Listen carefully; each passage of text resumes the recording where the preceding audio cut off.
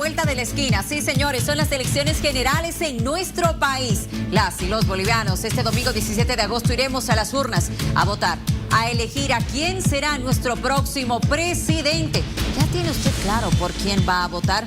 Evidentemente, si aún tiene dudas, pues sí, hay que pensarlo, porque estamos a 6 días de la realización de las elecciones. Cierre de campañas por todo lado, un gran movimiento político y electoral en Bolivia. Bienvenidos. Se nos fue una baqueta, pero bueno, buen inicio, ¿cómo están? Hola amigos, qué gusto saludarlos, bienvenidos. Recta final y una semana decisiva para todo el país. Elecciones este domingo. Oye, grandes campañas, cierres de campaña a esta hora, mañana también hasta el miércoles. Durante el fin de semana, ¿sí? Gran movimiento, y bien lo dices, Miriam, hasta el miércoles, porque a las 0 horas del jueves arranca el silencio electoral. Ya no se puede hacer actos proselitistas. Y hay que estar pendientes en cada departamento porque las gobernaciones tienen que sacar su auto de buen gobierno. Seguramente con diferentes normativas que se van a asumir de manera regional, pero con la línea firme, ¿verdad? La restricción de reuniones masivas, sí, consumo de bebidas, portación de armas. Exactamente. ¿Cómo estás, Tufi? Buenas noches, Miriam, Luciana. Aquí estamos esperando ya el día domingo, esperando el silencio electoral el jueves. Además, hay algunos hitos todavía en el calendario. Este miércoles se tienen que terminar de completar probablemente algunas listas, por ejemplo, el binomio de Johnny Fernández. Aquí hoy han cerrado campaña Johnny Fernández. Entre otras cosas, no habrá finalmente debate del Tribunal Supremo Electoral mañana. Entre otras cosas, hay algunas preocupaciones en Santa Cruz porque 2 bloqueos en plena semana de las elecciones preocupan. Además, la advertencia de un probable paro de salud. Así está el panorama en Santa Cruz, Miriam, Luciana. Te cuento algo, Tufi. Me parece que esto del debate todavía está en que veremos, porque por aquí hay voces que todavía indican que podría realizarse.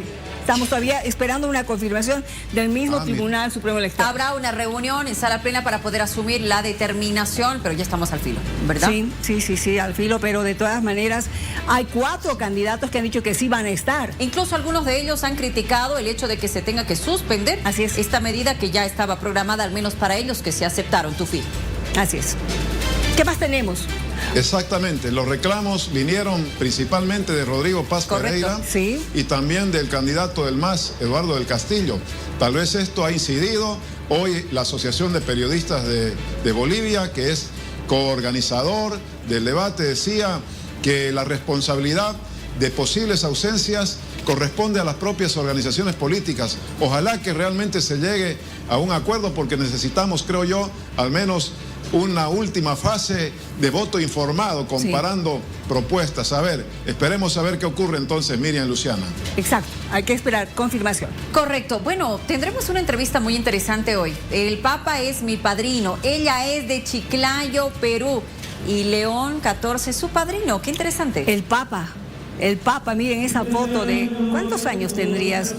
Menos de un añito, ¿no es cierto? Y el Papa muy joven también. Exactamente, siendo bautizada por el Papa como su padrino. Claro, recordando que parte de la gran carrera dentro de la Iglesia Católica que ha realizado León XIV ha estado en Perú, enfocada justamente en este sector de ese país, en Chiclayo. Así es. Enseguida hablaremos con ella, tendremos este tema. Bienvenidos una vez más, música aquí en vivo. Hoy Bolivia habla de... Hoy Bolivia habla de, atención, segundo debate, lo que le habíamos dicho, el debate organizado por el Tribunal Supremo Electoral está en que veremos, todavía no hay una oficialización de que se haya suspendido, así que todavía tomamos en cuenta que mañana sí se tendría que estar realizando. Estaremos atentos. Hoy Bolivia habla de... Las duplas, paridad de género será obligatoria, rige desde las elecciones del 2030. Atención con esa información. Elecciones del 2030. Bueno, hoy Bolivia habla de... Atención, la Unión Europea envía misión de observadores, llegan más de 100 veedores al país y habíamos dicho la anterior semana que llegarían desde Estados Unidos, de la OEA, 87. Aproximadamente, ¿no? Correcto. Tendremos una gran cantidad de visitantes que fungirán como veedores en estas elecciones. Hoy Bolivia habla de... Hay 706 focos de calor en el país. Le reiteramos que no es lo mismo un foco de calor que un incendio, pero claro, que que esto tiene que llamar la atención porque más de la mitad se concentran en Santa Cruz. Hoy Bolivia habla del ingreso de militares venezolanos a nuestro territorio. El CONADE le está exigiendo explicaciones al gobierno y ha surgido ya alguna información de que habrían sido músicos que vinieron a la celebración del Bicentenario. Además, recordando que también hubo una delegación que participó en la parada militar en representación de Venezuela. Hoy Bolivia habla de...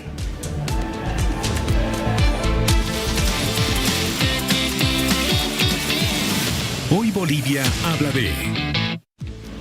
Vamos a repasar cuál es la consulta que le tenemos en nuestras redes sociales. Para hoy, ¿cree que un grupo de militares cometió maltrato animal durante el desfile del 7 de agosto? Sí, se trata de esta representación de Sanandita que desfiló con boas entre 3 a 4 militares que participaron de esta manera con los reptiles. Sí, no, ¿qué opina usted? Esta es la votación. Hasta ahora sí, un 44%, no, un 56%. Hablaremos de esto también más adelante. Planificado concluir con esta actividad hasta este miércoles. Trabajamos en 3 diferentes turnos, cada turno de 110 funcionarios. Se ha recibido este material ya en nuestro centro departamental de logística y que se encuentra ya para realizar el armado correspondiente, la revisión. El gobierno electoral los está capacitando a todo este personal que va a participar en este trabajo de custodia del material electoral. A ese día las Fuerzas Armadas ponen a disposición a oficiales, suboficiales, sargentos y en algún caso también tropa para que pueda apoyar en esta custodia. Se han armado el 100% de las maletas electorales. La Paz, El Alto, siendo las rutas cercanas, viernes, sábado vamos a hacer la distribución en camiones de alto tonelaje. El 13 de agosto. Subsecuentemente, rige el silencio electoral de las 0 horas del día domingo 17 de agosto. Rige la restricción vehicular. Ningún vehículo motorizado puede circular sin que tenga autorización por el órgano electoral.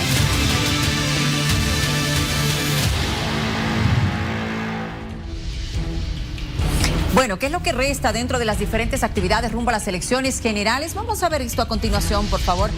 Le ayudo con esta información. Lo que se viene en el cronograma del Tribunal Supremo Electoral.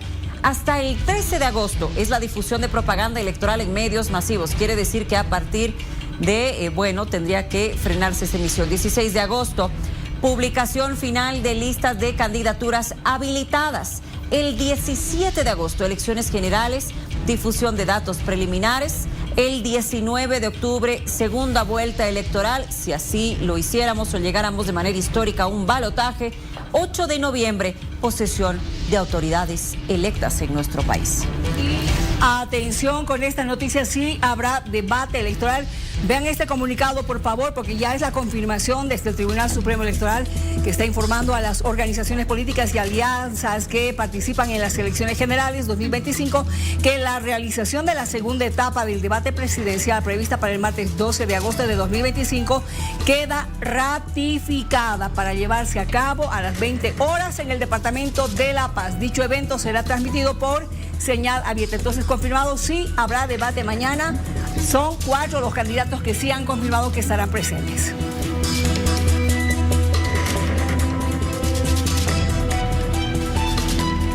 Bueno, sigamos hablando de elecciones y estas últimas determinaciones que se han asumido desde el TCP en nuestro país, entendiendo que la paridad va a ser tomada en cuenta para las siguientes elecciones. Sí, los alcances de esta sentencia del TCP sobre la paridad de género, los binomios presidenciales desde los comicios, le decía, que vienen, los del 2030. Está con nosotros Elizabeth Cornejo, magistrada del TCP, para darnos más detalles. Bienvenida, buenas noches.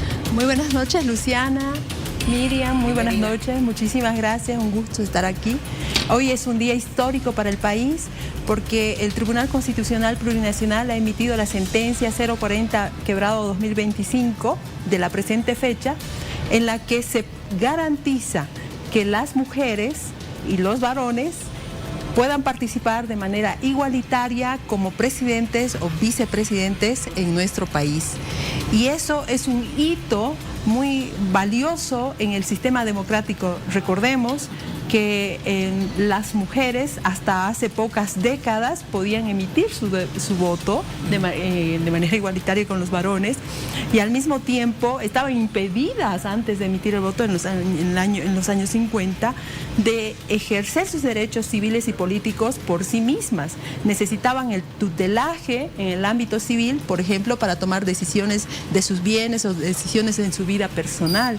Entonces, nuestra sociedad boliviana es tremendamente desigual y tiene elementos de patriarcado. En ese sentido, el Tribunal Constitucional, en un análisis integral de la Constitución Política del Estado y en aplicación del principio de igualdad y de no discriminación, y en aplicación también de la Convención de eliminación de todas las formas de discriminación contra las mujeres, ha sustentado esta sentencia y posibilita de que en las próximas elecciones, es decir, en estas que no se van a afectar, van a quedar subsistentes la convocatoria que hizo el Tribunal Supremo Electoral. Sin embargo, se ordena que para las próximas elecciones el Tribunal Supremo Electoral debe ajustar las convocatorias de tal manera que garantice la participación de varones y mujeres en todas las instancias de toma de decisiones en nuestro país. Bueno, eso es interesante, porque he escuchado decir solamente es para el caso de mujeres, pero también usted me dice hombres y mujeres. Sí tiene que haber igualdad. Sí, exactamente. Tiene que haber paridad y alternancia en los cargos que son de presidenciables y vicepresidenciables, y además se extiende a cualquier otro cargo donde se tenga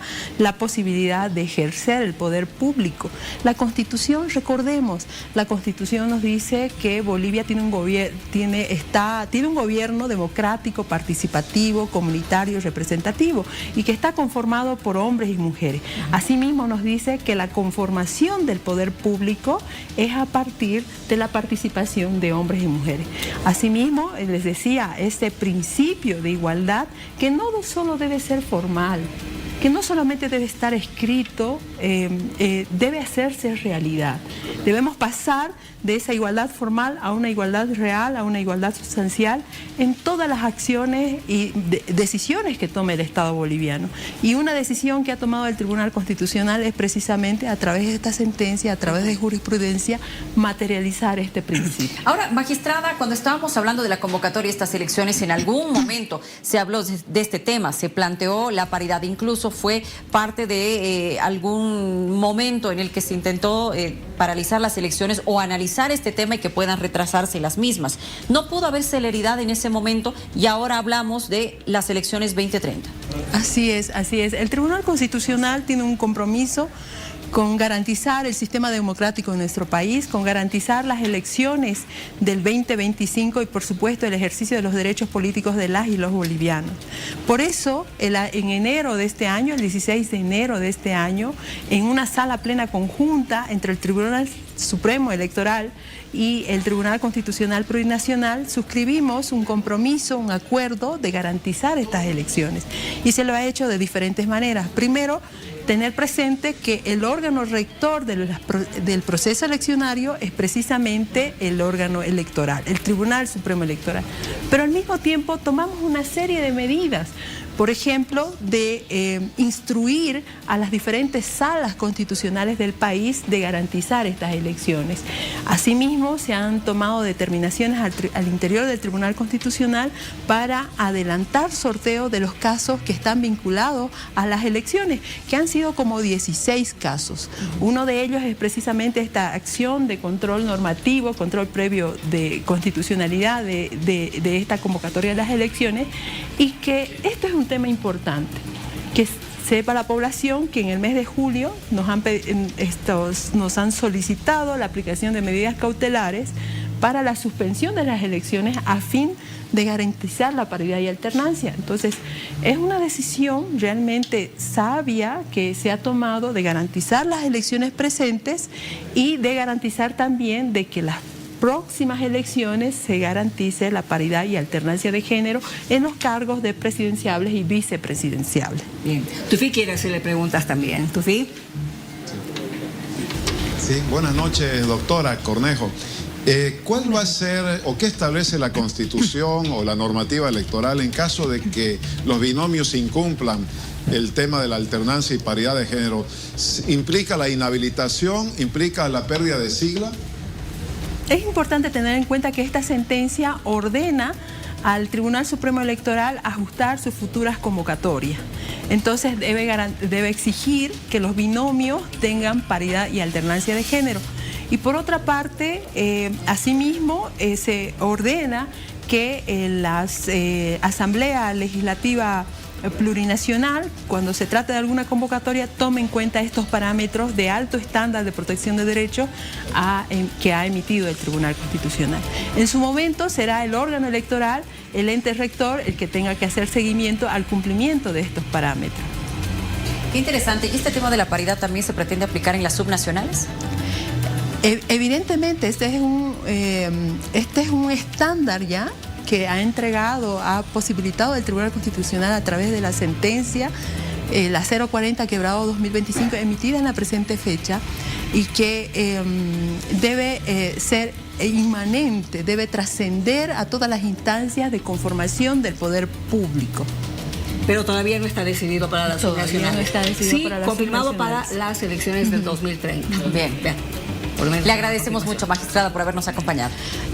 La agradecida soy yo. Asimismo, si ustedes me permiten, por favor, también quisiera agradecer al sistema universitario, que gracias a ellos, a todo el sistema de universidades públicas del país, se está posibilitando hacer una serie de eventos de reflexión para la reforma de la justicia. Y en la jornada de hoy, en la Universidad Pública del Alto, se ha posibilitado difundir esta sentencia de manera amplia. Muchísimas gracias. Gracias por haber venido. Gracias. Más adelante vamos a tener un intercambio de ideas interesante. Nos vemos todavía con ganas de más. Los jóvenes dan su punto de vista aquí en vivo. Quédese con nosotros. Ayer les decía, nos hemos quedado con ganas de más porque estábamos escuchando cómo opinan los jóvenes hoy en día, jóvenes que son politólogos, sociólogos, es decir, tienen la capacidad como para poder analizar cómo ha sido este proceso electoral en nuestro país, si se sienten o no representados, escuchados, cómo están viendo a la izquierda. Ayer hablábamos de que hay derecha realmente en el país, o estamos hablando de un centro derecha, centro izquierda, en fin, esos son temas que todavía van rondando por ahí para que podamos hablar, Luciana. Seguro que sí, Miriam, y hoy tenemos a este panel que definitivamente nos agrada mucho presentar. Vamos con la dama presente, por favor. Ella es Valentina Enríquez, activista. Ella ha manifestado además su inclinación, ¿vale el término?, por la izquierda en el país. ¿Sí? Bienvenida. Mateo nos acompaña de igual manera, Mateo Velázquez, politólogo, y Alejandro Hurtado. Los tres, gracias por estar con nosotros. Gracias por el espacio. A ver, cuéntame, tú ayer me decías que no existe el término neoliberal, de que era un invento de la izquierda. ¿Puedes explicar un poco más aquel término? Sí, claro que sí. O sea, Alexander, que es uno de los que ha creado en realidad el término neoliberalismo, lo ha creado como una tercera vía al liberalismo. Alexander Kuskov es una persona que ha iniciado en el socialismo y posteriormente ha intentado incursionar dentro del liberalismo, sí, o de lo de que era el liberalismo clásico por ese entonces. Después de muchas discusiones con personas como Hayek incluso, dentro de un congreso definió que tenía que haber una tercera alternativa, una tercera vía para el liberalismo, porque no le gustaba el libre mercado, no le gustaba la reducción del Estado. Por lo tanto, lo que él propone es una tercera vía que no reduzca el Estado, que no tenga el libre mercado, y eso es el neoliberalismo. Ahora, ¿tú crees que alguno de los candidatos está yendo con ideas neoliberales? Lo más cercano real hacia el neoliberalismo sería llamarle socialdemocracia, ¿no? Porque no se puede hablar de nuevas libertades o viejas libertades. La libertad es una y punto. Dentro de lo que sería la socialdemocracia sí tenemos a candidatos como, por ejemplo, Samuel Doria Medina, Rodrigo Paz y Tuto Quiroga. ¿Es Tuto también? Sí, yo creo que sí. Ahora, Manfred Reyes Villa para mí representa más un nacionalismo. En el caso de Andrónico Rodríguez sí representa más un socialismo, al igual que la UCS, por ejemplo. En el caso de Morena también representaba un socialismo. Y bueno, el perdedor máximo de todos es Eduardo del Castillo, que con un 3% dice representar el socialismo y no representa a nadie en realidad. ¿Qué dicen ustedes? A ver, Mateo, ¿qué dices tú? ¿Qué opinas? Respecto a la posición ideológica de los... Sí, correcto. Yo creo que es un poco complicado encasillarlos en una ideología como tal. En realidad yo creo que los candidatos responden más a No sé si un tinte ideológico como tal, porque no sé si podríamos hablar del movimiento al socialismo como un socialismo secante, por así decirlo, ¿no? ¿El actual movimiento al socialismo? Claro, lo que ha pasado con el movimiento al socialismo es un capitalismo de Estado salvaje, ¿no? No ha habido, digamos, dentro de la teoría del socialismo o del marxismo, esta apropiación, digamos, de los medios de producción, etcétera. Sí ha habido una economía un poco más planificada desde el Estado, eso es cierto. Pero llevarlo, digamos, desde la perspectiva que es un socialismo secante, yo diría que es muy complicado. Es muy complicado encasillarlo, digamos, en esa perspectiva ideológica.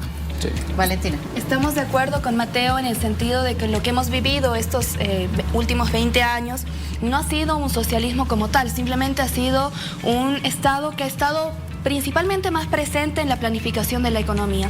Sin embargo, esto es algo que se ha ido perdiendo los últimos años. Ayer hablábamos sobre la agroindustria fundamentalmente como uno de los sectores más poderosos de la economía boliviana y precisamente fue el gobierno del MAS, lastimosamente, quienes ampliaron la frontera agrícola y que posteriormente a eso, dada la falta de la presencia del Estado, es que el año pasado, por ejemplo, existieron 4 millones de hectáreas incendiadas, ¿no? Y cuando empezamos a hablar precisamente de cuáles son los motivos que originaron los incendios, que causaron muerte, el desplazamiento de comunidades indígenas, la muerte de sistemas ecológicos, la muerte de animales, en realidad es la agroindustria, porque necesita chaquear en determinada fecha del año para poder hacer sus sembradíos fundamentalmente de soja, ¿no?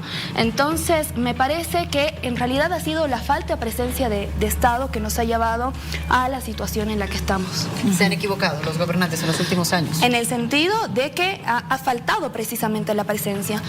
Acá el compañero Alejandro seguramente va a opinar todo lo contrario porque él quiere la reducción del Estado, pero ¿se imaginan ustedes, amigos y amigas, si supuestamente ahora estamos con alguna presencia estatal, supuestamente digo, ¿no? Y que aún así hayan incendios y que no haya control, ¿se imaginan si todavía se reduciría más el Estado? Los agroindustriales empezarían a hacer más de lo que quisieran y como lo están haciendo ahora, ¿no?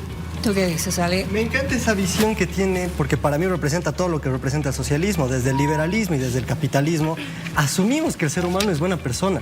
Y por eso puede existir, por ejemplo, capitalismo. Uno no puede negociar. Les pongo un ejemplo sencillísimo. Cuando ustedes van a la tienda, confían en que la otra persona les va a dar el producto en el momento en el que ustedes le entregan dinero. Esa confianza es la base del capitalismo. Desde el socialismo, asumen que todos somos malos. Asumen que el ser humano es malo por naturaleza. Y por eso es que tienen las políticas estatistas. Porque claro, como el ser humano es malo, necesitamos un Estado que nos regule. Hay varias cosas que quiero puntualizar. Por ejemplo, obviamente no vivimos en socialismo per se, ¿no?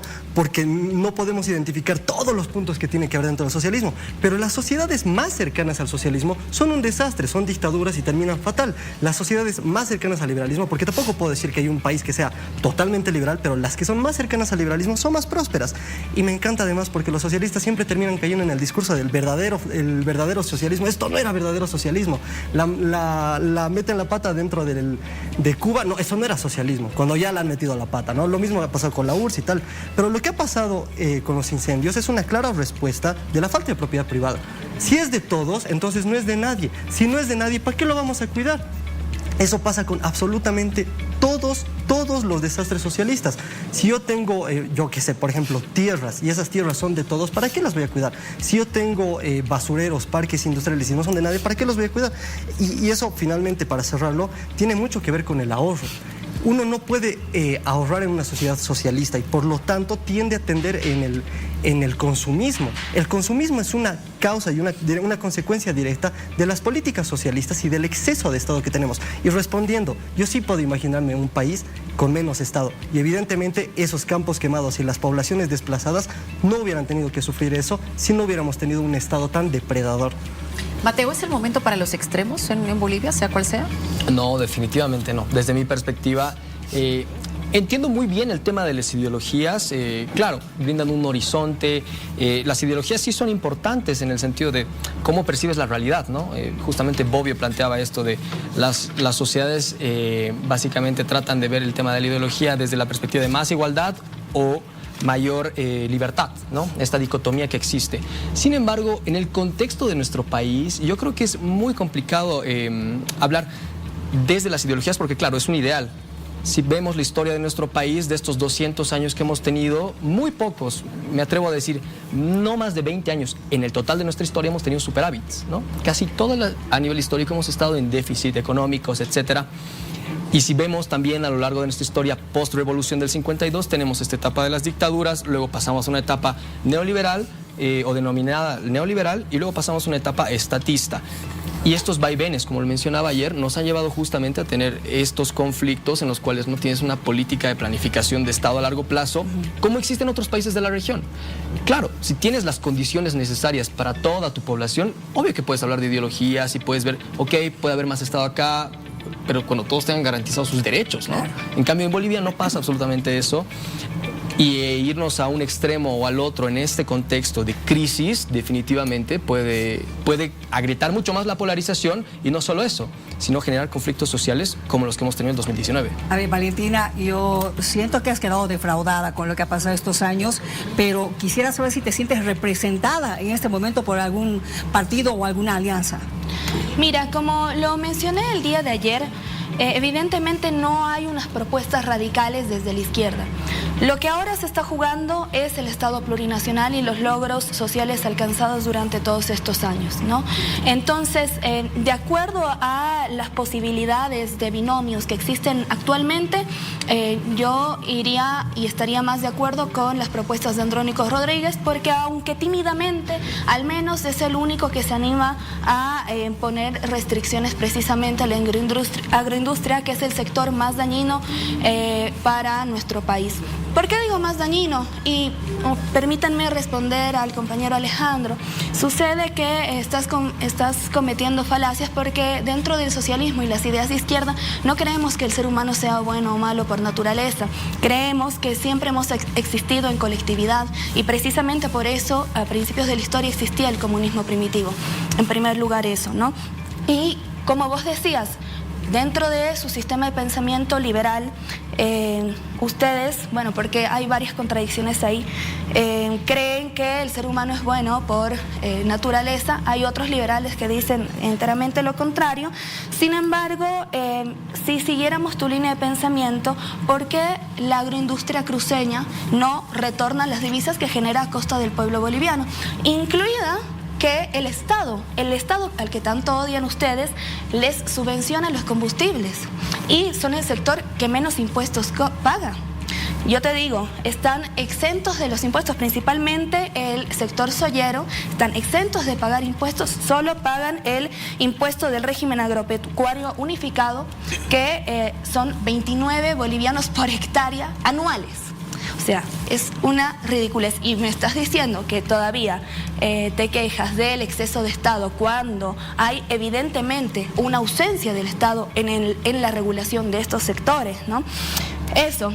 También respondiéndote a lo que hacías alusión en tanto al consumismo. El consumismo es un antivalor que ha forjado el capital, precisamente porque el sistema capitalista necesita del consumo de las personas, y un consumo desenfrenado crea necesidades adrede, porque ya no funciona la economía de acuerdo a las necesidades humanas, sino a la acumulación del capital. Eso es como un constante de hablemos sin saber, la verdad. Porque, o sea, siendo honesto, a ver, vamos a ir por partes, ¿no? Lo que tú dices acerca del agro, que ellos pagan menos, estoy totalmente de acuerdo, y eso se llama igualdad ante la ley. Es decir, en vez de subirles a todos, ¿por qué no más bien les bajamos a todos? Y te pongo un ejemplo clarísimo, los cocaleros tampoco pagan impuestos. Yo no creo que tengamos que subirle los impuestos a los cocaleros, como he escuchado a algunos candidatos de derecha decir. Yo creo que los impuestos tienen que ser bajos para todos, y eso es parte de la igualdad ante la ley, no robarle el fruto de su trabajo a los ciudadanos. Es que ellos están robando el fruto de trabajo al territorio boliviano. No, eso no es cierto, boliviano. No le están robando. A ver, para empezar, el territorio boliviano es un abstracto, y además es un nacionalismo en el que no podemos seguir cayendo. Más allá de eso, tú hablas acerca de la ausencia del Estado dentro de... No es nacionalismo primero, perdón, es soberanía. Bueno, soberanía, como quieras llamarle. La soberanía es una de las cosas que rescata el nacionalismo. Más allá de eso, ¿Podemos hablar acerca de la ausencia de Estado dentro de los olleros, o dentro de los cocaleros, o dentro de los mineros? Sí, podemos hablar de eso. Justamente estamos hablando de la ausencia del Estado en torno a las personas que generan riqueza. Ahora, ¿por qué no devuelven las divisas? Como tampoco lo hacen los mineros, como tampoco lo hacen los cocaleros. Y tampoco la banca. O la banca, estamos totalmente de acuerdo. ¿Por qué? Porque no vale la pena. Uno tiene que tener incentivos para devolver sus dólares, que ni siquiera es devolver porque no son del Estado. Uno tiene que tener incentivos para invertir. Finalmente, sobre lo del capitalismo y el consumo desenfrenado, eso es mentira, porque literalmente una de las principales instituciones del capitalismo es el ahorro. No puedes tener capitalismo si no hay ahorro. No puedes invertir si no hay ahorro. Por lo tanto, es imposible que exista eso. ¿Me entiendes? Chicos, Mateo, tal vez lo he visto hacer varios gestos, sí. Y justamente, digamos, en esta mesa, lo mencionaba ayer y ahorita en lo que están planteando también creo que existe justo esos extremos. Claro, está súper mal que no paguen impuestos los agroindustriales y está súper mal también que los mineros auríferos paguen 2.4% de impuesto y que no devuelvan. Tienen ingresos de 6.000 millones, se estima, bueno, 3.000 millones declarados, 3.000 millones no declarados y dejan nada para el Estado. Pero tampoco considero que sea adecuado el hecho de que justamente rebajemos impuestos para todos, porque hay que comprender también el Estado, cómo funciona el Estado, cómo funciona, para qué sirven los impuestos, justamente para la reinversión pública. Y nosotros nos quejamos si vemos nuestras calles, si vemos, no sé, la conectividad de nuestras carreteras y todo para lo que se utilizan los impuestos, que es justamente para que el Estado pueda generar mayores condiciones para la población. ¿Cómo lo haces, no? ¿Cómo haces eso? Entonces, yo creo que no hay que caer en estas, ¿cómo los diría? En esos extremismos como tal, ¿no? Ajá. Ahora, ¿ustedes creen, chicos, sinceramente, de que a la mayoría de los jóvenes les interesa lo que ustedes están hablando? ¿Puedo responder primero a...? Bueno, no sé como si... quieran. Yo quería responder a la pregunta en cuestión. Pienso que debería. No Deberían, sé, pero ¿tú crees que en este momento les interesa? pienso que a los jóvenes en este momento les interesa vivir en dignidad, ¿no? Con una vivienda, con un trabajo asegurado, con los servicios básicos garantizados y los derechos respetados. Por eso el día de ayer también comentábamos que lo más importante que debemos analizar cuando estamos por votar es que los binomios a qué clase social representan y responden. Porque mientras para algunos nuestro principal problema es de qué vamos a trabajar o qué vamos a comer mañana o cómo nos vamos a mantener, para otros, como el candidato a vicepresidencia de Tuto Quiroga en la Alianza Libre, yo me acuerdo que hace unas semanas en TikTok se sentía muy frustrado y presentaba como un problema grave que no le funcionaban sus 13 tarjetas de banco en Bolivia, en Miami. Y lo presentaba como un gran problema. Bueno, yo te aseguro que la mayoría de los jóvenes bolivianos ni conocemos Miami ni nos interesa, y mucho menos ese es uno de nuestros problemas fundamentales, ¿no? En ese sentido, yo creo que les debería interesar a los jóvenes lo que estamos hablando, porque no se ha terminado la historia y todavía hay ideologías que están en disputa, ¿no? Mateo. Yo creo que sí, les interesa demasiado, pero no desde una perspectiva dicotómica, ¿no? Porque hablar de izquierdas y derechas son conceptos gigantes. Desde el liberalismo, justamente Francis Fukuyama plantea lo que mencionaba ella, el fin de la historia. Estamos en un mundo globalizado, ¿cómo generas mercado? Hasta China, digamos, que plantean, no, es comunista, que esto, que el otro. China es uno de los países más capitalistas del mundo. Sí. Capitalista de Estado. Capitalismo de Estado, pero sí, es capitalista. Sí. Con una economía planificada. Sí, pero tiene negocios, ¿cómo se llaman? Negocios con absolutamente todos los países del mundo. Pero eso es comercio, ¿no? Y eso no es antagónico al socialismo. El comercio se ha dado siempre. Sí, pero hay algunos países, digamos, ¿no?, que nos demuestran un poco lo contrario. Pero más allá de eso, yo creo que en realidad los jóvenes, como les mencionaba, no se basan justamente en izquierda, derecha. Hay nuevos movimientos a los cuales se adjudican los jóvenes. Y Chantal Mouffe nos explica muy bien esto en los libros que ha escrito. Son cuestiones muy puntuales. El tema de la identidad, por ejemplo, el tema del cambio climático, el tema de la ideología, el tema de la tecnología. Estas son las cosas que nos están preocupando los jóvenes, y se preguntarán ustedes, hace 20 años, por ejemplo, a la gente no le interesaba, por ejemplo, el tema de los incendios, del tema de los animales. Son cosas que han ido evolucionando con la sociedad, y los jóvenes no lo demuestran específicamente con esto de las ideologías, pero sí con estos movimientos de activismo. Y existe un montón de activismo en Bolivia. quiero responder a la parte sobre todo de los impuestos que ambos han propuesto. Hay algo llamado la curva de Laffer. ¿Qué es lo que te dice la curva de Laffer?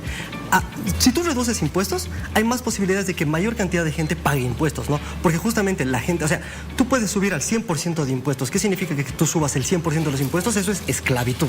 Es decir, tú vas a trabajar para pagar impuestos, ¿no? Si tú vas reduciendo los impuestos a cero, que es el otro lado de la campana de Laffer, en el otro lado tienes cero, por lo tanto no puedes pagar nada de lo que es del Estado. Si tú mantienes un equilibrio dentro de impuestos que sean pagables, significa que vas a tener más gente que pueda pagar impuestos y con eso vas a tener más ingresos dentro del Estado, que, vaya, curiosamente es lo que está pasando en Argentina.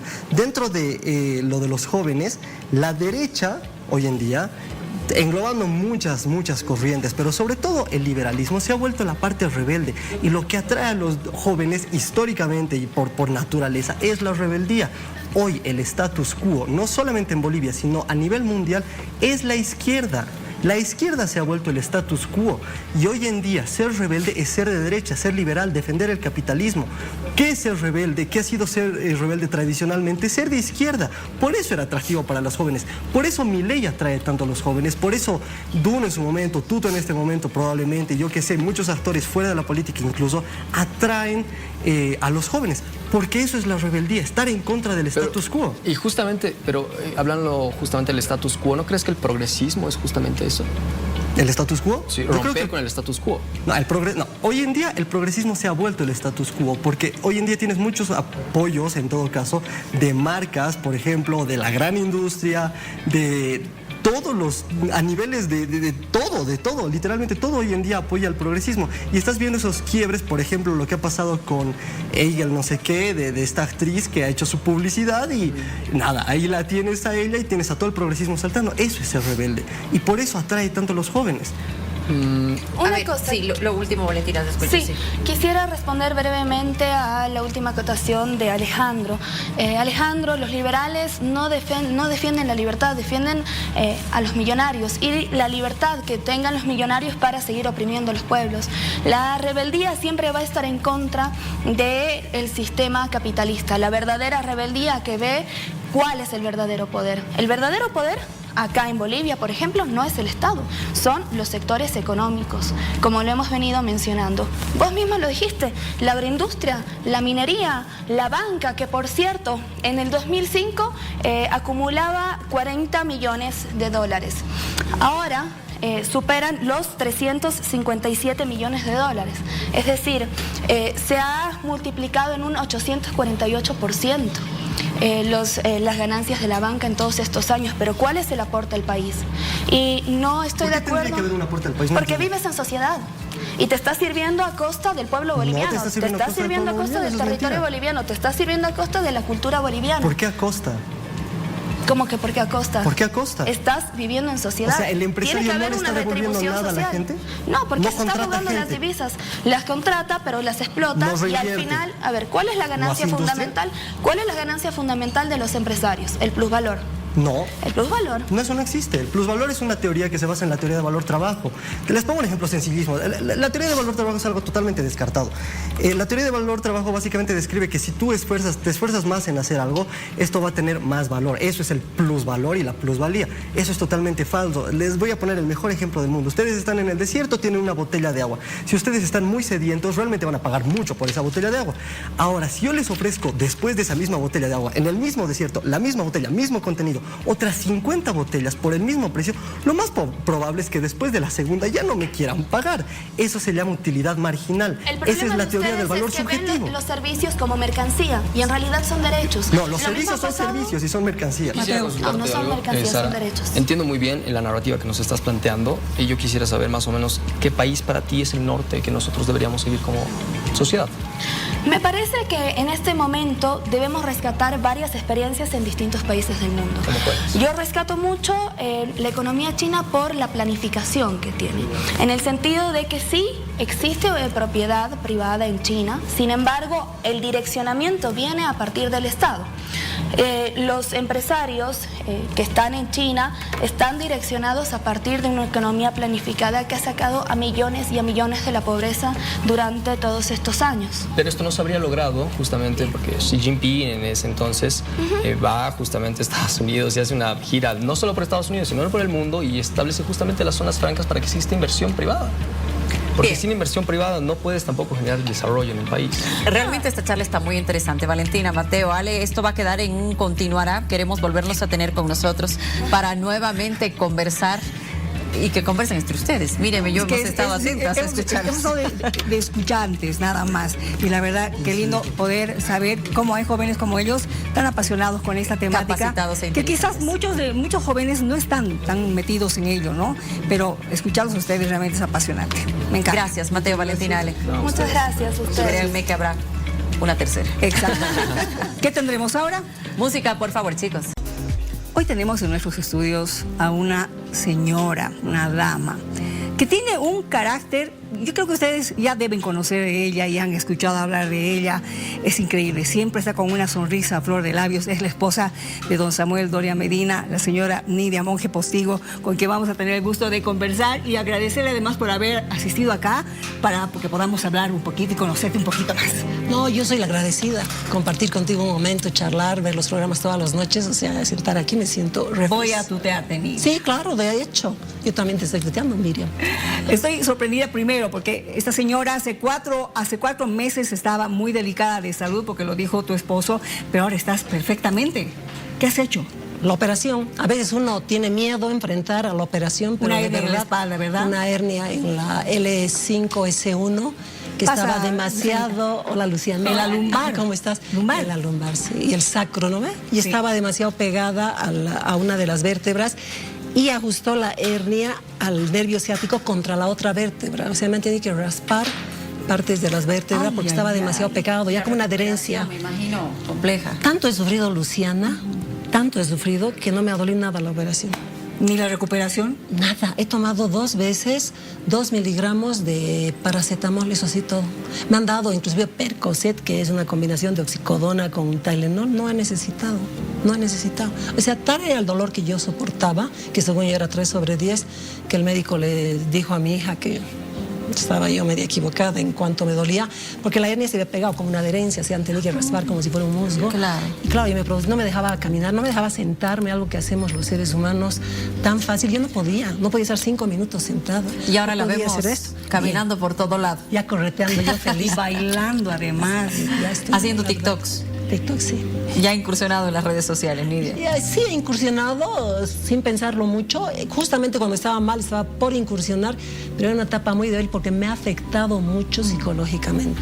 Y tenía que recurrir hasta psicólogo, te digo de verdad. Y muchas veces uno dice, psicólogo, yo que era así, no es psicólogo, pero de verdad que te ayudan harto. Yo me he convencido porque a mí me decía la psicóloga, tú siempre estabas aquí la fuerte, la que lo lograba todo, que Samuel tuvo el secuestro, que se cayó el avión, que tuvo cáncer, y yo seguía bien parada y lista. Y me tocó a mí. Es que llega un momento en el que uno se quiebra, ¿no? Hacia el agua, ¿no? Y lo más interesante que me dijo fue que habían 2 Nidias, la Nidia fuerte y la Nidia frágil, sensible, que yo la tenía metidita en un desván, ocultadita. Y me dijo, tienes que aceptarla, es parte tuya. Claro. Y cuando tú la aceptes y veas que necesitas ayuda y que no es malo, todo te va a ser más fácil. Porque a mí mis hijos me decían, te ayudaré. Y yo decía, no, yo puedo. Como tu mamá más o menos que me contabas. Yo puedo. O sea, no me secaba los dedos de mis pies durante 8 meses. No podía. O sea, me secaba así, como cuando te limpias los pies, y con mi otro pie me secaba así el empeine. Y listo. Pero no pedía yo, mi hija, te ayudaré. No, yo puedo. Pero bueno, ya pasó. Te digo, ese es un tema de soberbia que a veces no nos damos cuenta los seres humanos, porque pensamos que la soberbia es el dinero. Pero de eso vamos a hablar después, es un muy buen tema. Mira, ¿cómo asume ser la esposa de un personaje que está tantos años metido en la política? ¿En algún momento Nidia dijo, no, ya basta, no, ya no quiero saber de esto, o es que siempre ha estado ahí? Creo que lo importante es cuando tú también concibes ese compromiso como parte tuya. O sea, voy a hacer un paréntesis. Yo le he escuchado hacer análisis político a Nidia y tiene muy claro el asunto. Sí. Prosiga, por favor. Yo con Samuel nos hemos conocido en la universidad y hemos estudiado economía los dos. Entonces, cuando estudias economía, como que te empapas en la realidad de un país y ves las diferencias que hay, las necesidades que tienen muchos de los habitantes, porque no siempre el mercado responde, cuando lo diga a los chicos, adecuadamente a lo que necesitan los otros que tienen menos ingresos. Entonces, el Estado a veces tiene que hacer de un mediador, pero no en el sentido de que la empresa privada deje de hacer lo que sabe hacer, que es generar muchas fuentes de empleo. Entonces el Estado tiene que velar por el resto de la gente, y eso te va cuando vas estudiando economía, se te va haciendo parte tuya, es algo tuyo, algo que está ahí adentro metido. Ves con otros ojos. Con otros ojos, ves. Tú ves que si hay un político que tiene conciencia social, que tiene la voluntad de verdad atender las necesidades de las mayorías y también hacer que ese país funcione, es posible. Y yo y Samuel hemos crecido con eso. Claro, ahora, ¿tú estás consciente de que podrías llegar a ser la primera dama de este país después de 20 años? Sí, lo tomo y... O sea, ¿cómo lo tomas? Porque evidentemente tu vida va a cambiar, ya no va a ser tus hijos, tus nietos, la casa, Samuel, va a ser ahora otra la responsabilidad y además, que podrías tener. Estoy hablando en posibilidad. Exacto, y me permito mencionar lo siguiente, hace 20 años que no tenemos primera dama. Exacto. ¿Verdad? Bueno, creo que justo alguien me preguntaba, le decía, ¿va a ser más político tu actuar, me decía, o más social? Creo que va a haber de los dos componentes. Y digo de los dos componentes porque en el tema político, ustedes no me van a coincidir conmigo, de que cuando está el presidente tiene el equipo con el que trabaja, claro, y normalmente le lleva la información. Y no siempre lleva la información de lo que está percibiendo el ciudadano. Y yo digo, si algo voy a seguir haciendo es estar con los ciudadanos, con quienes le han dado los votos a Samuel, ¿no es verdad? Y con todos los bolivianos, porque una vez que te eligen presidente, tienes que ser de todos los bolivianos, sin importarte de qué partido han sido. Tienes que pensar en el bien de todos, porque Bolivia es uno. Entonces, en ese sentido, yo digo, voy a tratar de ser ese nexo, de decirle, Samuel, la gente percibe eso de esta manera. La gente necesita más salud, necesita más educación. Las familias están sufriendo porque los ingresos no les alcanza para comprar, o hay alimentos que, por ejemplo, yo alguna vez oía en eso del bono de maternidad que te dan, que muchas veces decíamos, ¿por qué los venden? ¿No es verdad? Y yo no entendía, ¿por qué los venden si les dan? El subsidio. Claro, el subsidio. Y alguien me dijo, te dan con los plazos que se vencen en un mes. Sí. Entonces, si no los vendes, vas a botar esos productos. Y para no mucha gente es importante. Pues. No los vas a consumir, no los puedes guardar. Sí. Entonces, por eso la gente lo vende. Y yo muchas veces también pensaba, decía, ¿por qué los venden? ¡Qué barbaridad! ¿Por qué no los utilizan? Entonces, hay situaciones que hay que corregir en el país y que tiene que llegar a oídos del presidente. Porque si alguien te compra los productos que ya se van a vencer, algo está pasando ahí, no es normal, ¿no es verdad? Entonces yo pienso hacer ese nexo de oír a la gente, de escucharla. Y por el otro lado, el otro tema que me preocupa a mí sumamente y a todos los bolivianos es la salud, la educación y la vivienda. O sea, el tema de la salud, ¿a quién no le conmueve ver a la gente haciendo cola en el frío de La Paz o en el calor de Santa Cruz? Falta dignidad, ¿no? De darles dignidad. De no atenderlos. Yo sé que en todas partes del mundo tienes que a veces esperar para que te atiendan un mes, 2 meses. No es que tú vas y te atienden inmediatamente, creo que solamente en Francia, por lo que alguna vez me han comentado. Pero después tú tienes que esperar. Si es algo de emergencia, sí te van a atender. Pero si es algo que puede esperar, inclusive una vesícula, te ponen en dieta durante 2 meses y te dicen vuelva en 2 meses porque ahora no hay espacio. Ciertamente que hay eso y es parte de, ¿no? Porque hay mucha población que tienes que atender. Pero sí hay que pensar, por ejemplo, ahora en los remedios. O sea, no es posible que el presidente tenga un presupuesto de $82 millones para comprar celulares, autos, festejos, aniversarios patrios, etcétera, etcétera, y no diga, olvídense de esos 82 millones y compremos los remedios que está faltando a la población. Entonces, para mí eso es importante. Sé también que hay un tema que tanto se ha luchado por el tema, se me ha ido la palabra, buenísimo, ¿no ve? Que es el tema de que ya no dependa todo del Estado central, las autonomías. ¿No es verdad que ahora el gobierno municipal maneja el tema de los hospitales de primer nivel, creo que segundo más, el tema de las escuelas, y tercer nivel maneja la gobernación? Entonces, obviamente, yo no me puedo meter. Además, tampoco me correspondería y a ninguna persona que llegue a ser primera dama. Y ese es un tema que maneja el Ejecutivo y tú no tienes por qué inmiscuirte en eso. Pero sí decirle, está faltando esto. Las escuelas no están siendo atendidas adecuadamente. Claro. Yo sé que hay 10 hospitales ahora, que los ha hecho en el gobierno de Evo Morales, y que no están equipados, y que no están adecuados. Y nadie ha tomado la decisión de dar curso para que eso de una vez esté en funcionamiento y atienda a los bolivianos. Eso hay que transmitirlo, hay que hacerle llegar al presidente. Mira, ¿cuál ha sido el momento más difícil como familia? Evidentemente, como persona, tal vez nos ha comentado en primera instancia en esta entrevista el tema de su salud, pero como familia, ¿cuál ha sido el momento más difícil? Mira, uno de los momentos más complicados en mi vida ha sido el secuestro de Samuel. Pese que Samuel ha vivido situaciones muy complicadas en la vida, pero el secuestro ha sido muy difícil. Yo tenía 4 hijos todavía. Mi hija tenía aproximadamente 10 años y mi hijo tenía 8 años, Samuel. Los otros 2 tenían 5 que había acabado de cumplir y el otro tenía 3 por cumplir 4 años. O sea, el secuestro es complicado porque es una situación donde no sabes qué está pasando. No sabes si está vivo, si está muerto. No sabes si va a volver o no va a volver. Que es algo diferente, por ejemplo, cuando se cayó el avión. Estaba en el gimnasio, me fueron a buscar, fui y mi hija lloraba desesperadamente. Yo le dije que se callara porque Samuel había llamado, porque había un señor que vio todo y tenía un celular, creo que de Entel, si no me equivoco, y entraban las llamadas, le prestó y Samuel le dijo a mi hija, creo que no habló con mi hija o con el chofer, no recuerdo exactamente bien ahora, pero él hablaba. Entonces a mi hija le dije, cálmate, si es un brazo, una pierna, todo tiene solución, pero si la cabeza está perfecta no pasa nada, ¿me entiendes? Yo sabía que estaba. Y el caso del cáncer, que es otra situación muy complicada. ¿Cómo fue eso? ¿Cómo está él, para empezar? Está bien, Samuel, está bien, la verdad, gracias a Dios. ¿Está controlado? Está controlado, y han pasado casi 3 años, si no me equivoco, está controlado. Pero es una situación difícil que a mí me decían muchas mis amigas, qué pena, me da pena, ¿cómo estás tú? Pero yo decía, yo estoy bien. O sea, sí lo veía Samuel en una situación muy complicada, muy dura, con el cabello que se le caía, que se hinchaba por el tema de los corticoides que te ponen, por las reacciones que te producen las quimioterapias, que eran muy fuertes las que le pusieron. Pero tú estás bien, tú sigues ahí, no puedes hacer mucho, aparte de cocinar, de cuidar lo que tenía que comer, porque no podía comer verduras crudas, porque si comía hay riesgos de infecciones, por cómo te bajan las defensas. Pero tú estás bien, pero yo lo veía a él y me impresionaba su voluntad. Él me decía, me acuerdo que un día le dije, si algo debo reconocer, le dije, es esa resiliencia que tú tienes. Es realmente, le digo, realmente digna de ser alabada, pero me dijo, lo dejaremos sin el pero, que me estén mandando un piropo ya es demasiado. Hasta ahí nomás, por favor. Es que de verdad me impresionaba porque yo me acercaba y le decía, Samuel, ¿vas a tomar desayuno? ¿No ve? Porque lo habías echado con los ojos cerrados. Y él me decía así, ¿te lo traigo? No, me voy a levantar.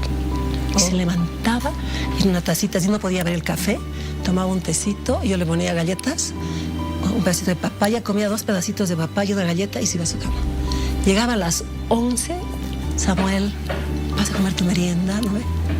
¿Te lo traigo? No, me voy a levantar. Y así era para todas las comidas. A mí me impresionaba y comía como un pajarito, o sea, me daba pena ver, pero se levantaba. Y él lo dice, algo que a mí me costaba, me parecía que estaba entre la vida y la muerte, porque abrí mis párpados, era como si no pudiera. Entonces son situaciones que han sido duras, pero yo lo tenía ahí, yo lo veía. Igual cuando en el avión se cayeron todos, lo veía, pero en el caso del secuestro no. Pero a ver, Nidia, yo te escuché hablar y contar de que cuando lo secuestraron a Samuel, tú llorabas a escondidas mientras te duchabas. ¿Cuándo ha sido la última vez que has llorado? ¿Cuando te han operado? ¿O qué te lastima el alma? Porque como seres humanos, como mamás, tenemos otro tipo de sensación y de sentimiento, ¿no es cierto? Sí. ¿Qué te lastima el alma? Quizás alguna vez el sufrimiento de tus hijos puede ser que te lastime, que te haga llorar también, así como un sentimiento que a veces no lo puedes controlar. Pero después no he llorado mucho tiempo, ya te digo, siempre he reaccionado con mucha fuerza. Por eso yo creo que cuando me ha pasado a mí me he caído, porque me he caído de verdad. Yo no me reconocía. Miriam, no era capaz de enfrentar una charla así. O sea, salir me daba miedo salir, no podía enfrentar. Me ha afectado demasiado, o sea, te queda tal temor, tal miedo, que no sabes cómo manejarlo. Y claro, y no sabes cómo manejarlo, y justo la oía a Marian Rojas, que es una gran psiquiatra, que sale mucho en TikToks, que yo no veo mucho también, y ella te dice, qué importante es que tú entiendas lo que le está pasando a tu cuerpo, a tus emociones, a tus sentimientos, cuando algo te está sucediendo. Si no entiendes lo que estás viviendo, difícilmente vas a poder salir de eso. Y a mí me gusta entender lo que pasa en mi cuerpo. Entonces, cuando yo hablaba con la psicóloga le decía, pero ¿por qué tengo miedo si ya estoy bien, no me duele nada? O sea, debería estar feliz. Claro. Y ella me decía, no, el problema es que tienes el sistema nervioso simpático que funciona automáticamente. Tú no lo controlas, me dice. Y para que tú lo logres controlar, la única forma es que reconozcas tus emociones que estás viviendo, lo digas en voz alta, porque tu corteza frontal es la única forma que es la racional que va a entenderlo. O sea, yo tenía que salir, quien creyera, diciendo, estás con miedo, pero eso no va a durar todo el tiempo, va a pasar. Ya ha pasado el dolor, el sufrimiento que has tenido, ahora estás yendo a verte con tus amigas, a tomar un café para distraerte. O sea, no tengas miedo, tenía que salir así. Y de verdad ayuda. Me imagino que además las nietas les han dado una alegría y un toque especial. Ah, sí, o sea, el nacimiento de mis nietas ha sido momentos de mis nietos, en realidad, momentos maravillosos que no dejas de vivirlos, porque creo que te dicen los abuelos malcrían a los nietos, pero no es así. ¿Qué es lo que ves? ¿Qué es lo que a mí me ha pasado?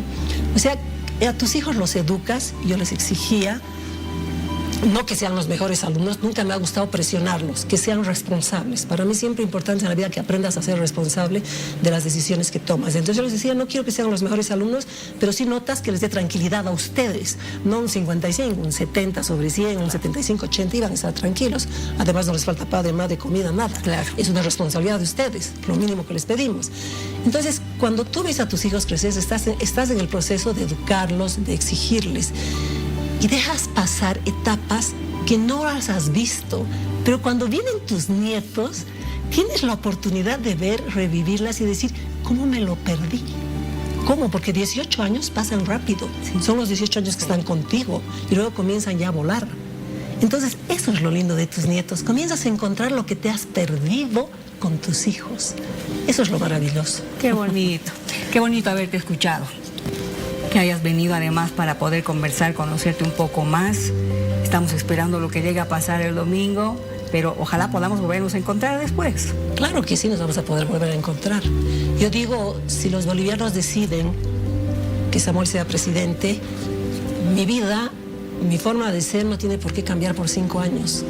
Yo hace 65 años que soy así, y por 5 años uno no rifa su vida ni cambia su forma de ser. Porque tienes que volver a lo que eras siempre, ¿no es verdad? Entonces, para no volver, te mantienes lo que eres. Nada más. ¿No es verdad? Gracias, Miri. No, yo les agradezco a ustedes, de verdad. Les agradezco a los bolivianos que me han permitido ingresar a su casa y decirles que vayan a votar, que es importante tener una asamblea legislativa donde tengas por lo menos la mitad más uno para tomar decisiones para los bolivianos, para el bienestar de los bolivianos. Entonces, yo les pido, como esposa de Samuel, que voten por Samuel y José Luis Rupó. Yo sé que son 2 personas muy correctas, que tienen una voluntad realmente férrea y muy comprometida con el país. Yo creo que el tema de la emoción, del sentimiento, es fundamental para lo que tú quieres hacer en la vida. Porque si eres una persona sin escrúpulos, ¿qué puedes esperar? Una persona sin principios, sin moral, no puede esperar nada. Y esto de la guerra sucia ha llegado a eso, a un tema donde los escrúpulos los han rifado. Y yo creo que tu conciencia es tu mejor juez. Y si no tienes escrúpulos, ¿a quién vamos a elegir? O sea, que piénsenla. Gracias, muchas gracias. Muchas gracias. Un gusto que esté con nosotros. Ustedes. Gracias. Enseguida tendremos una charla interesante. Otra más también. Sí, señores. Aquí en vivo. Ya volvemos.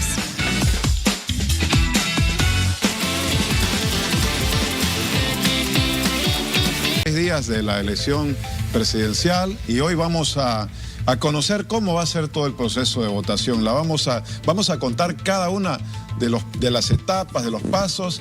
Para ello, antes de demostrarle lo que va a ser el domingo, estamos con el doctor Saúl Paniagua, ese es vocal del Tribunal Electoral aquí en vivo. Doctor, buenas noches, gracias por venir a esta hora, sí, y con todo un equipo para mostrarnos lo que va a ser el domingo. Claro que sí, es una pedagogía que queremos exhibirla aquí en vivo, a través de Bolivisión, lógicamente.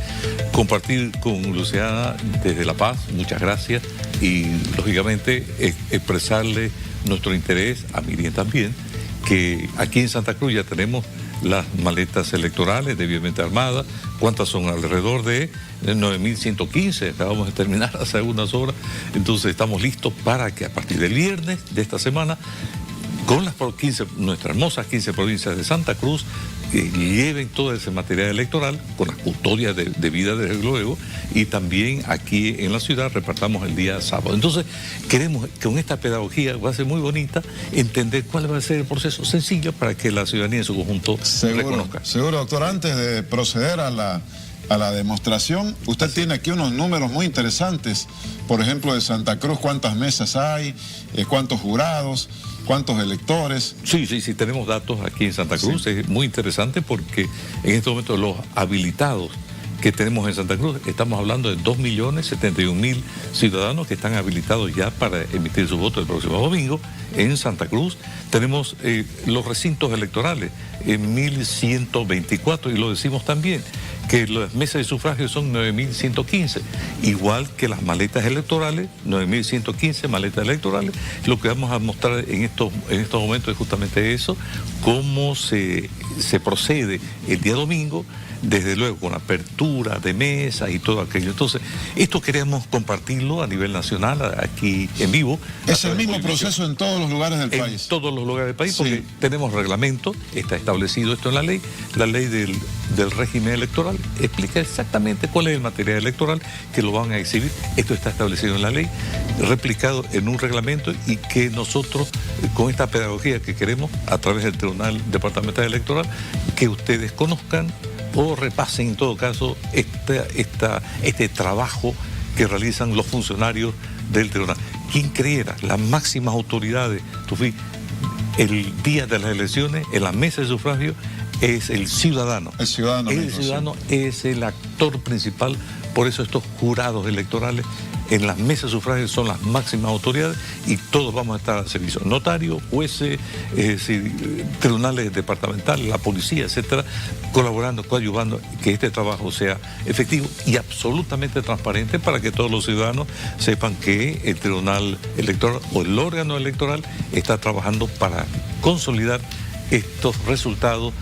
Creo que a partir de las 8 de la noche ya vamos a tener ya se van a tener resultados a través de CIGREPRE. Doctor, antes de ir ya a la demostración, entonces los jurados tienen que llegar a las 6 de la mañana aproximadamente, se abre a las 8 y se cierra 8 horas después. 8 horas después, tipo 4 de la tarde. Correcto. Si se abre a las 8 de la mañana, 4 de la tarde se cerrarían las mesas. Hay un periodo de tiempo, mire, 4, 5, 6, 7, a las 8 ya tendrían más o menos un 75-80% del servicio. Es una información preliminar, no oficial, pero ya se va a tener una idea de cómo está planteado esta temática y quién está en estos términos en los primeros lugares. Bueno, vamos a comenzar el simulacro, entre comillas, la demostración, doctor. Dura aproximadamente por ciudadano unos 2 minutos y medio. Sí, rápido, ¿no? 1 minuto y medio, 2 minutos, depende de cómo el jurado electoral, que está compuesto, enseguida lo van a ver, por 3 ciudadanos, ¿no? Uno que preside la mesa, un vocal y un secretario. Entonces, en esa dinámica va a haber un flujo de personas, de gente, y demás depende, ¿no? de cómo, en qué momento. Por ejemplo, aquí en Santa Cruz, por el tema del calor y todo aquello, generalmente las personas votan temprano, emiten su sufragio temprano, o a partir de las 1 de la tarde, sí, que un poquito se aglomera, pero en esa dinámica creo que nuestros jurados electorales están siendo entrenados en diferentes lugares, en capital y provincia. Ahora sí, vamos a comenzar entonces a mostrarle paso a paso. Esté atento, atenta, porque esto es lo que se va a hacer el próximo domingo. Comenzamos, adelante. A las 5 de la mañana, el notario o notaria se hace presente en el recinto electoral, portando su credencial y cédula de identidad. Se presenta ante el custodio y procede al desprecintado del ambiente seguro. Las y los jurados electorales que están presentes para recibir la maleta electoral deben ser mínimamente 3. Al primer delegado o delegada de una organización política que se presente ante el jurado electoral de la mesa de sufragio portando su cédula de identidad y la credencial otorgada por su organización, se le entregará la lista índice de ciudadanas y ciudadanos habilitados para el control de las organizaciones políticas. A las 8 de la mañana inicia la votación y la presidenta o presidente de la mesa de sufragio exclama en voz alta: "Empieza la votación". Las primeras personas en votar son las juradas y jurados electorales de la mesa de sufragio. Luego y durante el desarrollo del procedimiento de votación, se dará preferencia a personas con discapacidad, mayores de 60 años, embarazadas, personas que estén con bebé menor de 1 año, candidatas y candidatos. La ciudadana o ciudadano entregará su cédula de identidad a la presidenta o presidente de la mesa de sufragio. La secretaria o secretario verificará los datos de la cédula de identidad de la ciudadana o ciudadano en la lista índice de habilitado. Confirmada su habilitación, la electora o elector firmará y pondrá su huella dactilar. Luego la secretaria o secretario tachará el nombre de la persona de la lista de habilitado. La presidenta o presidente tomará la papeleta de sufragio por las esquinas superior y mostrará a la electora o elector y a los presentes que la papeleta no presenta marca alguna. La electora o elector se dirigirá al recinto reservado, donde marcará por la candidatura de su preferencia. La electora o elector saldrá del recinto reservado y depositará la papeleta en el ámpora. La presidenta o presidente devolverá al elector o electora su cédula de identidad y entregará su certificado de sufragio. Una vez realizadas las actividades del cierre de la mesa y el correcto llenado del acta electoral, el presidente de la mesa de sufragio colocará el adhesivo de seguridad sobre este documento y mostrará el mismo por 5 minutos para la toma de fotografías. El primero en hacerlo es el operador del CIREPRE, seguido de las y los delegados de las organizaciones políticas y finalmente las ciudadanas y ciudadanos que así lo deseen.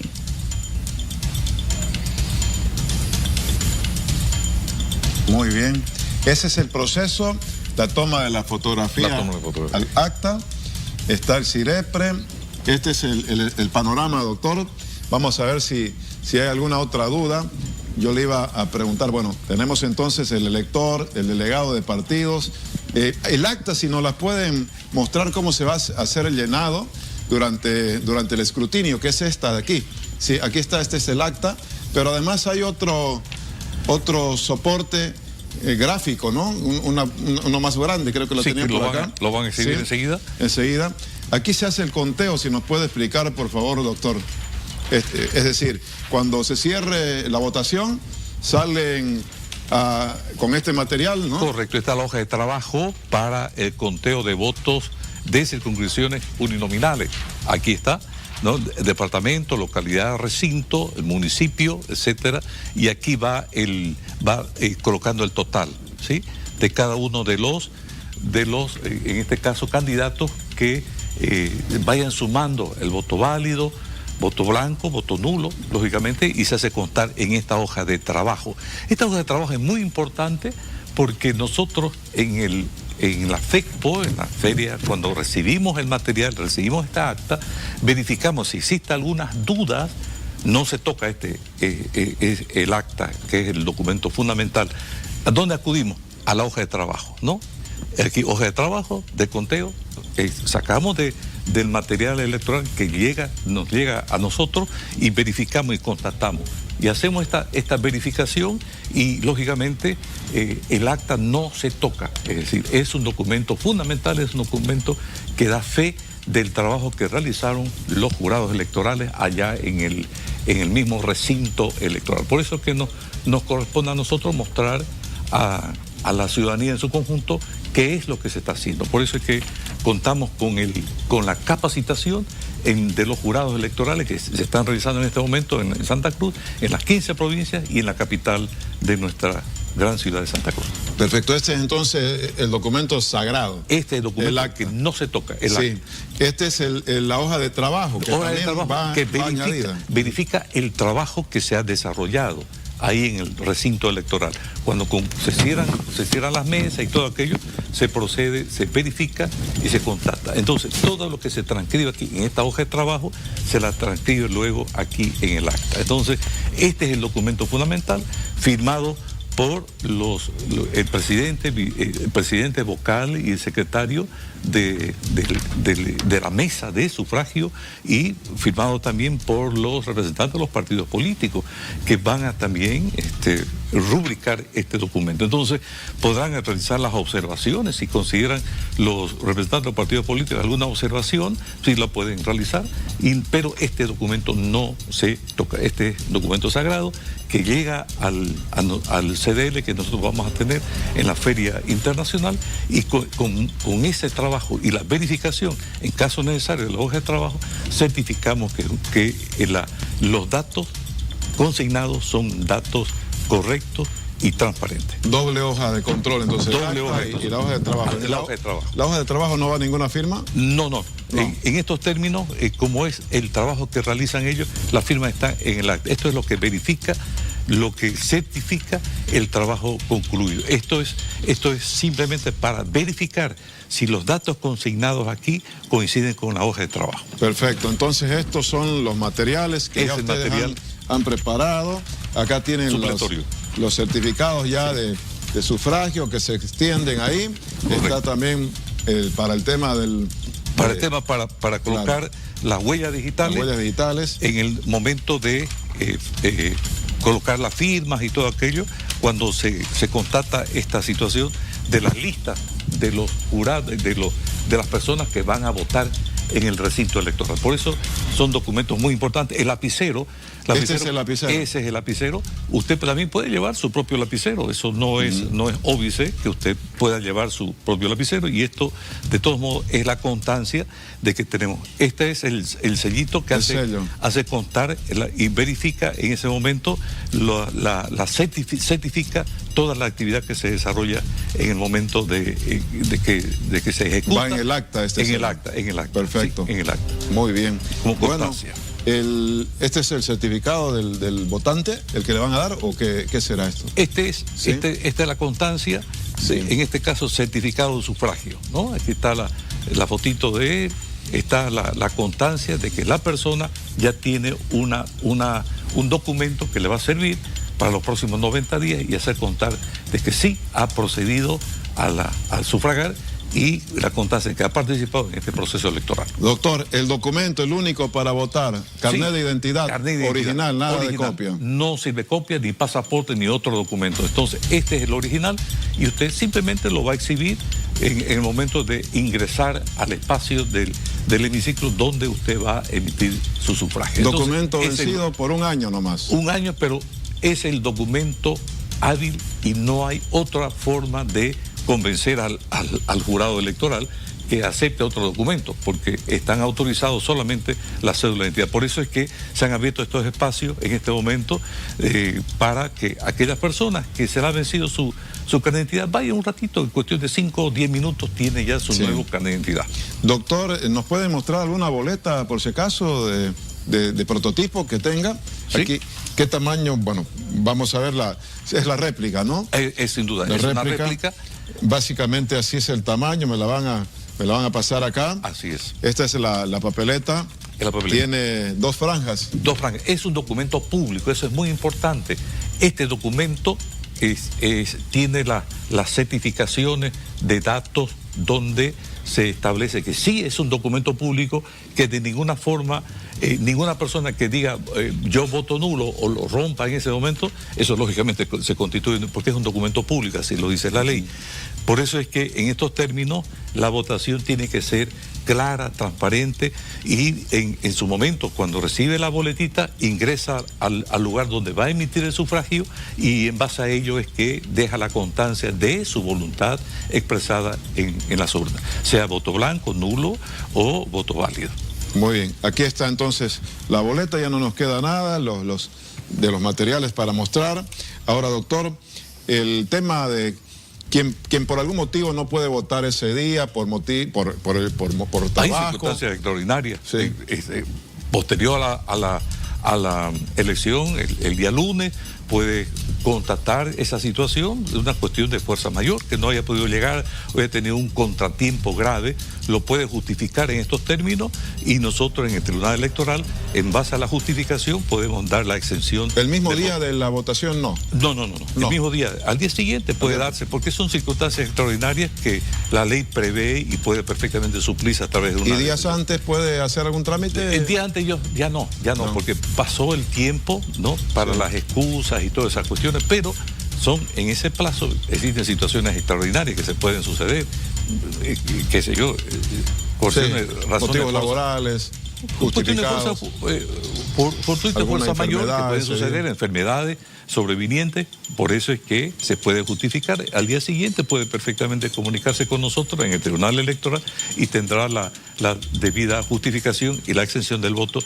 por razones de fuerza mayor. ¿Los jurados electorales reciben algún estipendio? Sí, ¿Al día siguiente tienen alguna tolerancia? El mismo día reciben el estipendio, alrededor de 60 bolivianos, y tienen la posibilidad que si ellos trabajan en algún lugar, tener el espacio, es decir, perfectamente pueden, además que está autorizado por la ley, que ellos están libres de contar con un día, ¿no?, de asueto, que eso es lo que establece la norma, y es una forma de, en cierto modo, recompensar, ¿no?, porque es un esfuerzo, es una entrega que ellos están realizando, y lo que nosotros queremos es que agradecerle a los jurados electorales, son las máximas autoridades de la mesa de sufragio y son ciudadanos sencillos de nuestra capital y provincia, que ellos han aceptado el ser jurados electorales, máximas autoridades en la mesa de sufragio el día de las elecciones. Permítame cortito, doctor, para cerrar, el tema de los pases de circulación no funciona, ¿cómo es ese tema? El pase de circulación esto es muy importante, son cuestiones excepcionales, por ejemplo.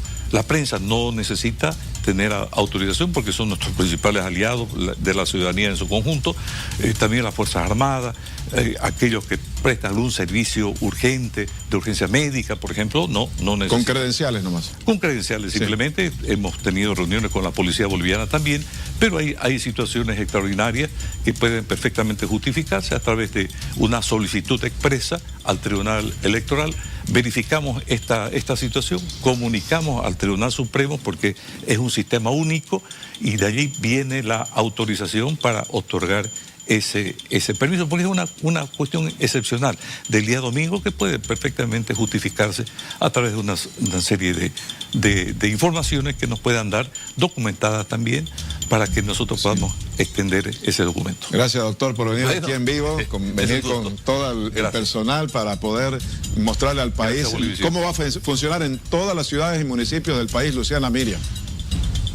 Tufi, muchísimas gracias. Gracias al Tribunal Departamental Electoral de Santa Cruz por darnos a detalle toda esta información. De seguro la gente muy atenta. Es muy importante, precisamente para aquellos que van a trabajar este fin de semana, por ejemplo, o tienen que viajar a otra ciudad. Hay otro detalle, vuelos internacionales estarán activos en los aeropuertos internacionales. Qué bien que lo has mencionado, porque eso es importante también, pero no así vuelos nacionales. No.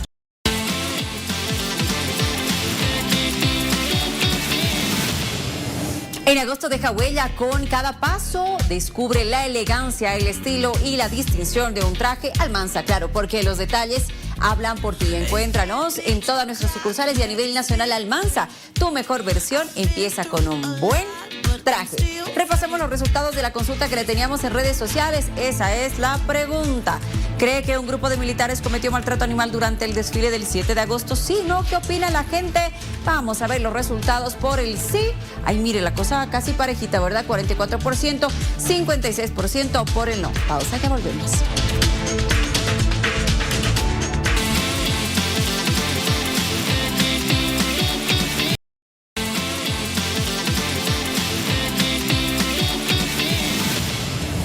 Se arregló el problema de la basura en la ciudad de La Paz. Esa es una buena noticia para despedirnos. Inicia el recojo a partir de ahora.